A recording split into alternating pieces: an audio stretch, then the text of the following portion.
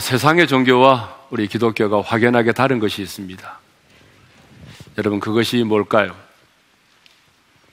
그것은 세상의 종교는 행위를 근거로 하지만 기독교는 은혜를 근거로 한다는 것이죠. 세상의 종교는 인간의 행위로부터 시작이 되지만 우리 기독교는 하나님의 은혜로부터 시작이 된다는 것입니다. 그렇습니다. 세상의 모든 종교는 행위 종교입니다. 그래서 인간의 행위를 강조하죠. 그러나 기독교는 은혜의 종교입니다. 그래서 성경에 보게 되면 이 은혜라는 단어가 셀 수 없을 만큼 많이 나옵니다. 오늘 우리가 읽은 본문 10절에도 보게 되면 이 은혜라고 하는 말이 무려 3번이나 반복해서 나옵니다. 그렇다면 은혜란 뭘까요? 헬라어로 은혜란 카리스라고 하는데요. 이 카리스라고 하는 말은 받을 자격이 없는 자에게 값없이 베풀어 주시는 하나님의 호의와 사랑을 말합니다. 그러니까 은혜는 싹스로 주어지는 것이 아닙니다. 왜냐하면 싹스는 자기가 일한 그 대가를 정당하게 받는 것이기 때문입니다. 그래서 바울은 로마서 4장 4절에서 이렇게 말하고 있어요. 읽겠습니다. 다 같이요. 일하는 자에게는 그 싹시 은혜로 여겨지지 아니하고 보수로 여겨지거니와. 그렇다면 여기 일하는 자는 누구일까요? 인간의 행위와 열심으로 의롭다함을 받으려고 하는 사람입니다. 그러므로 은혜와 행위는 서로 배타적일 수밖에 없어요. 그래서 바울은 로마서 11장 6절에서 이렇게 고백합니다. 다 같이 읽습니다. 만일 은혜로 된 것이면 행위로 말미암지 않음이니 그렇지 않으면 은혜가 은혜되지 못하느니라. 그렇습니다. 인간의 선행과 행위가 신앙의 출발이 되고 근거가 되면 은혜가 은혜되지 못한다는 것입니다. 은혜가 은혜될 수 없다는 거예요.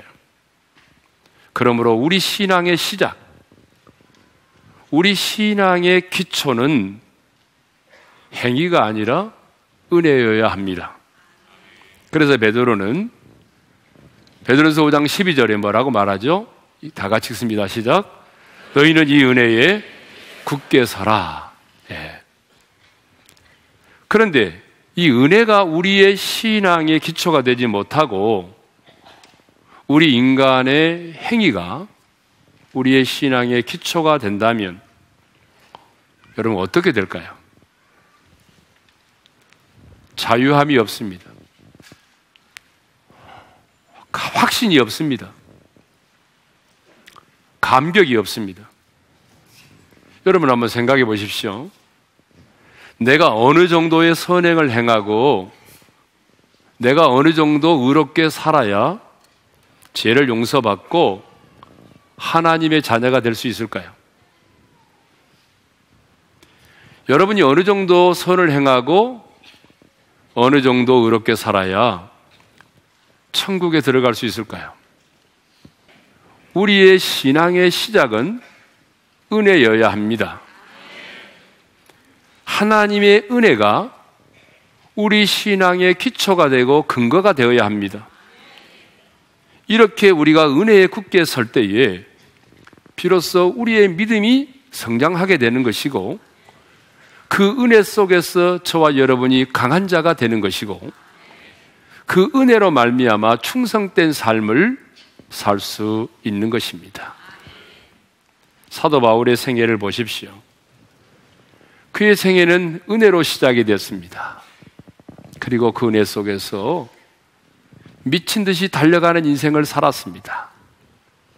그리고 선한 싸움을 싸우고 달려갈 길을 마친 다음에 은혜 가운데 자신의 인생을 마쳤습니다. 은혜로 시작하여 은혜 속에 살다가 은혜로 인생을 마쳤습니다. 그 사람이 바로 사도 바울이었습니다. 그래서 사도 바울은 고린도 교회 성도들에게 내가 나된 것은 하나님의 은혜로 된 것이니 라고 고백을 하지 않습니까? 10절 상반절을 읽겠습니다. 시작. 그러나 내가 나된 것은 하나님의 은혜로 된 것이니. 사도 바울은 지금 무엇을 하나님의 은혜라고 말합니까? 내가 나된 것은입니다. 지금 사역의 열매를 말하는 것이 아니에요. 인생의 성공을 말하는 거 있지 않아요.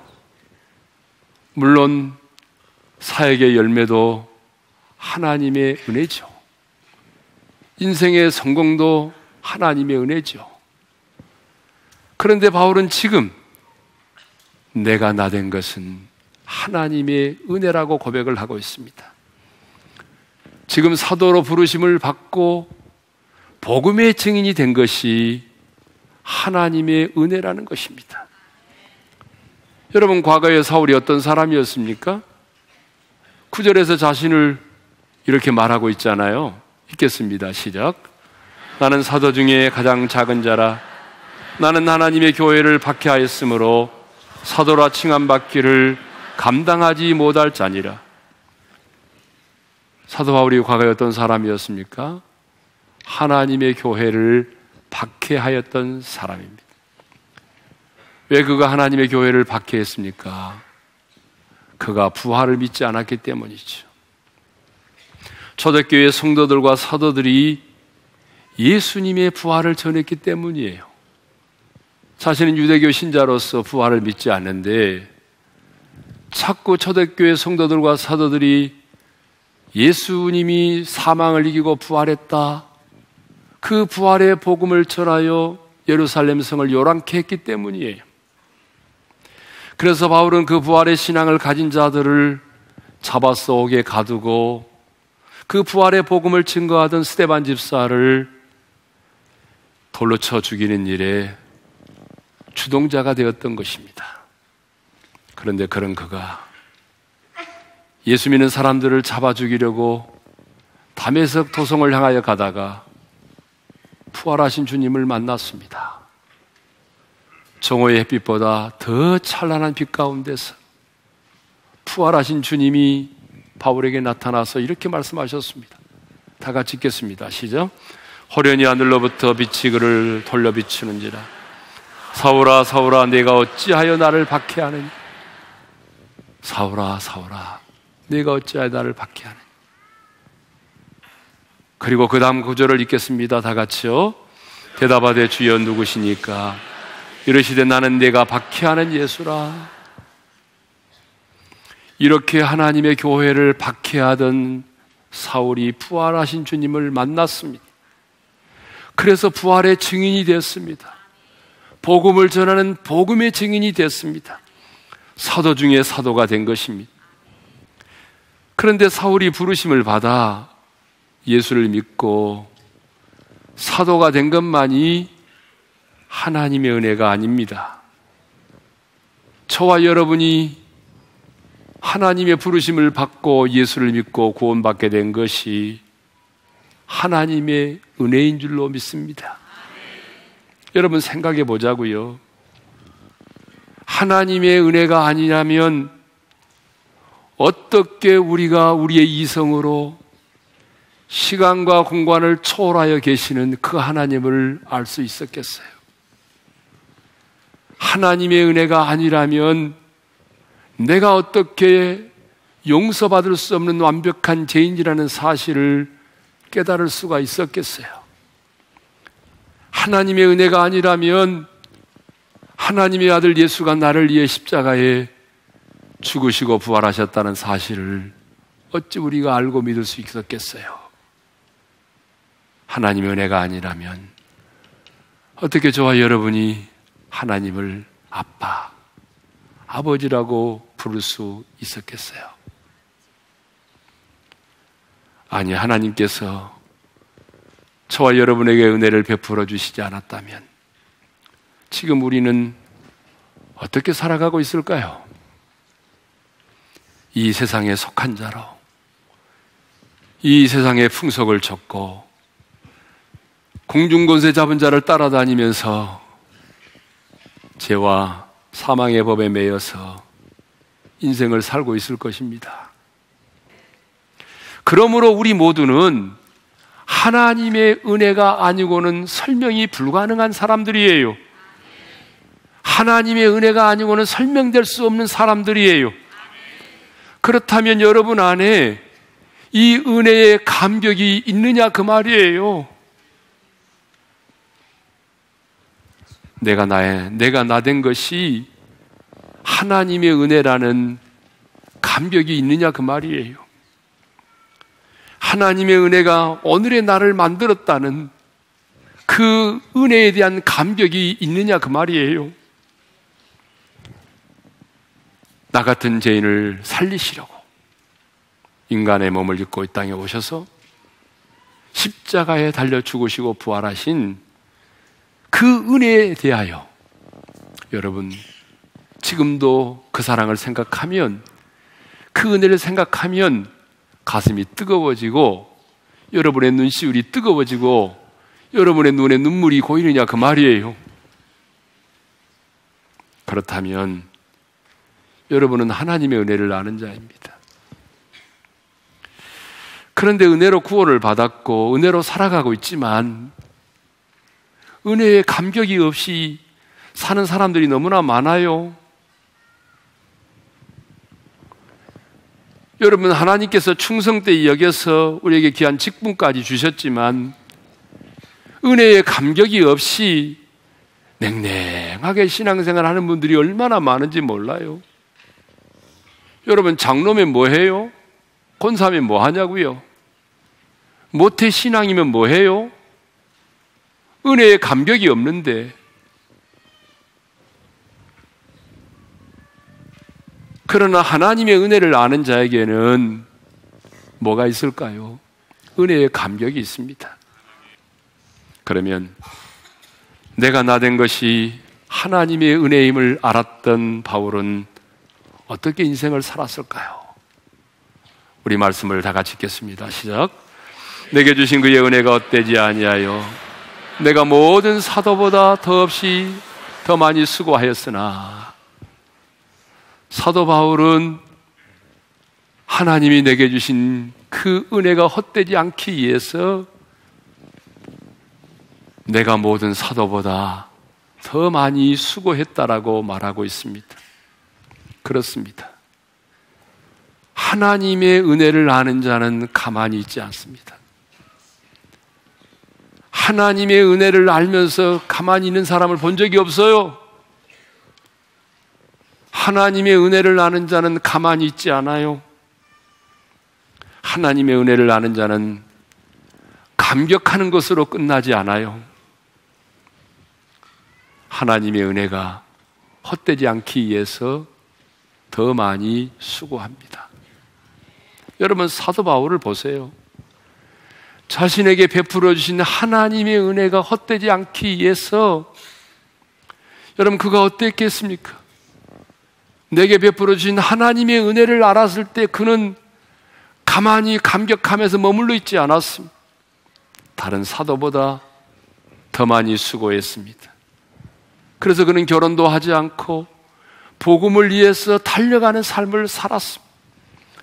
가는 곳마다 교회를 세웠습니다. 수없이 많은 핍박을 받았지만 그는 굴하지 않고 복음을 위해서 달려가는 인생을 살았습니다.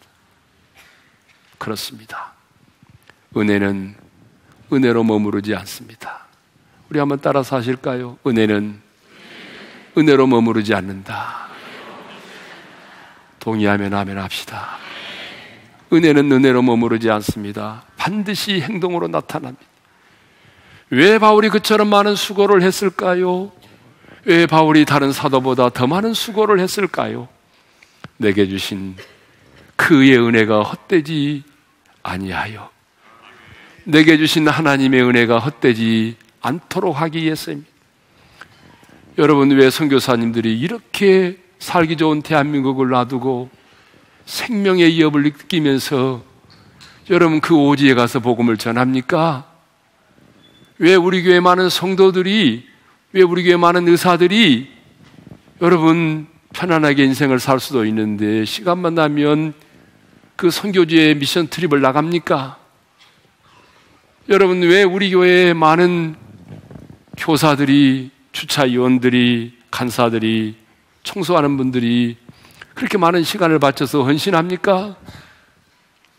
내게 주신 그 하나님의 은혜가 헛되지 않도록 하기 위해서입니다. 근데 여러분, 수고를 하지 않는 것만이 하나님의 은혜를 헛되이 하는 것이 아니에요. 힘들고 어렵다는 이유만으로 사역을 포기하는 것도 하나님의 은혜를 헛되이 하는 거예요. 가진 것이 없다는 이유만으로, 배우지 못했다는 그 이유만으로 여러분이 좌절하고 절망한다면 그 좌절과 절망도 여러분의 인생 가운데 베풀어 주신 하나님의 은혜를 헛되이 하는 거예요. 감사와 기쁨을 잃어버린 채 의무감 때문에 하루하루를 살아가고 있다면 여러분 그건 역시 하나님의 은혜를 헛되이 하는 것입니다. 그러므로 하나님의 은혜를 아는 자는, 하나님의 은혜를 받은 자는 그 은혜를 헛되이 하지 않는 삶을 살아야 할 줄로 믿습니다.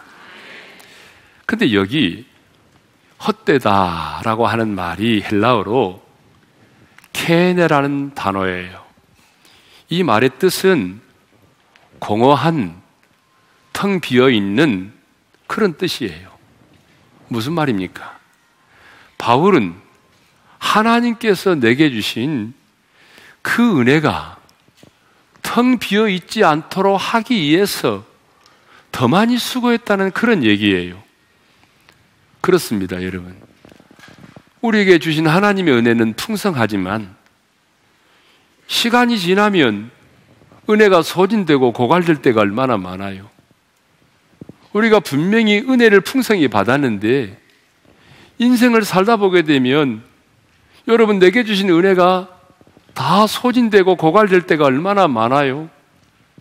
그래서 텅 비어있는 공간처럼 되어버린단 말이에요.